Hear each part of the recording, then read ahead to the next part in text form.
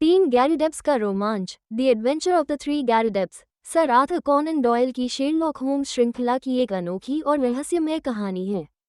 इस कहानी में लालच, धोखा और जासूसी के दिलचस्प पहलुओं को दर्शाया गया है। कहानी की शुरुआत शेरलॉक होम्स के मशहूर पते 221 बी बेकर स्ट्रीट से होती है, जहां होम्स और डॉक्टर वॉटसन बैठे हुए थे। अचानक एक अजीब नाम वाला व्यक्ति, जॉन गैरीडेप, उनसे मिलने आता है। जॉन एक विचित्र कहानी सुनाता है कि अमेरिका में एक करोड़पति ने अपनी संपत्ति 3 व्यक्तियों को देने की इच्छा जताई है, लेकिन एक शर्त है, उन तीनों के नाम गैरीडेप होने चाहिए।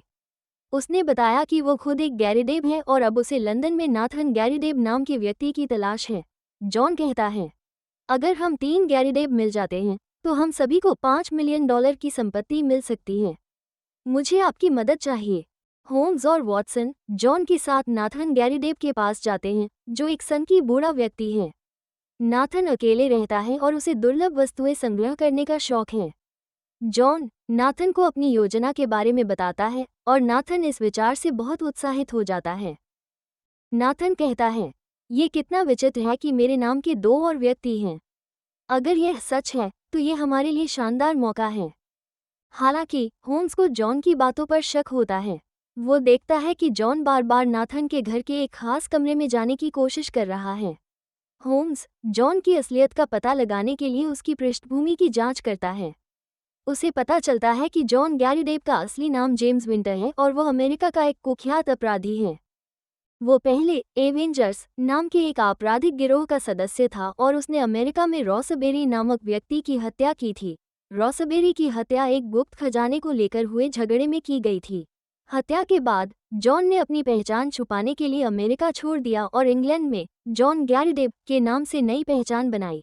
होम्स वॉटसन से कहता है, रॉसबेरी प्रकरण ने ये साफ कर दिया है कि जॉन गैरीडेप एक धोखेबाज और हत्यारा है। वो नाथन को बेवकूफ़ बना रहा है।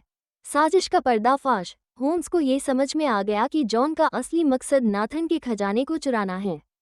उसने नाथन को 3 गैरीडेप की कहानी सुनाई ताकि नाथन उसे अपने घर के उस कमरे तक पहुंचने दे जहां एक पुराना संदूक रखा था। होम्स और वॉटसन जॉन की गतिविधियों पर नजर रखने लगते हैं। एक रात जॉन चोरी करने के लिए नाथन के घर में घुसता है। होम्स और वॉटसन उसे रंगे हाथों पकड़ लेते हैं। जब होम्स जॉन का सामना करता है तो वह उसकी असली पहचान और रॉसबेरी हत्याकांड का जिक्र करता है। होम्स कहता है, तुमने अमेरिका में रॉसबेरी की हत्या की और अब तुम यहाँ नाथन को धोखा देकर उसका खजाना चुराना चाहते हो। लेकिन अब तुम्हारा खेल खत्म हो गया। जॉन गुस्से में चिल्लाता है, तुम मुझे रोक नहीं सकते।